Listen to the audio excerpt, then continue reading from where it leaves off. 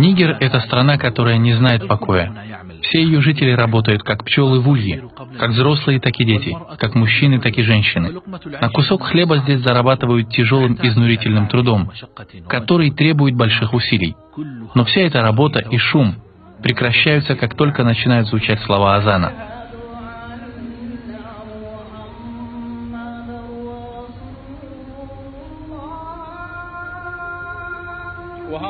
Это деревенская мечеть.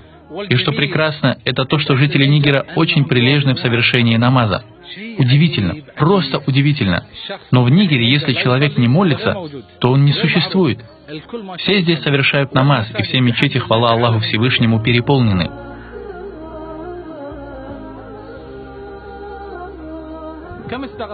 Сколько времени заняло строительство этой мечети? Мечеть строилась 14 лет.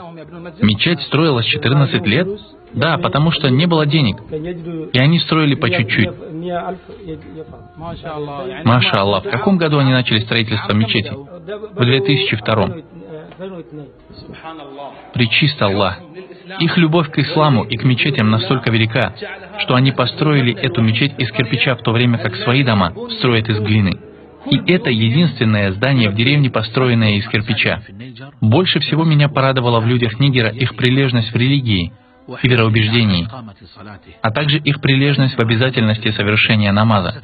И куда бы вы ни пошли в Нигере, вы всегда увидите людей в поясном или земном поклоне. Вас поразит вид мечетей, переполненных поклоняющимися. И даже в дороге они обращают свои лица к Каабе и совершают намаз. Мы часто ходим в деревни, чтобы спросить у них, в чем они нуждаются. Что им больше всего необходимо?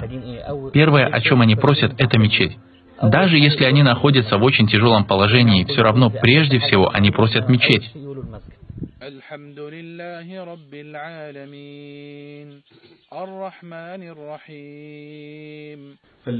У нас в Нигере не совершают намаз над человеком после его смерти, если он не совершал намаз при жизни.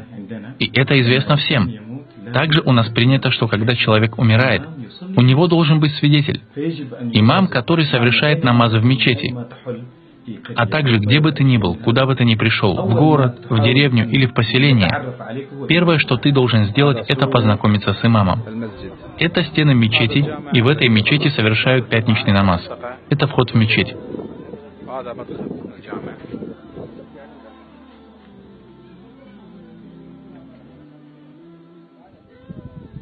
А это усилитель звука, работающий от батареи.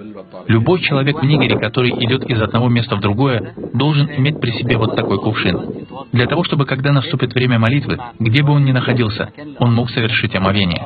Обязательно у каждого, кто выходит в дорогу, должен быть с собой этот кувшин, чтобы он мог вовремя совершить омовение и намаз. Если вы будете путешествовать по Нигеру, на машине или автобусе, то вы будете удивлены тем, что когда наступает время намаза, и неважно, где бы вы находились, даже если посередине дороги, автобус сразу останавливается. Мужчины идут в одну сторону, женщины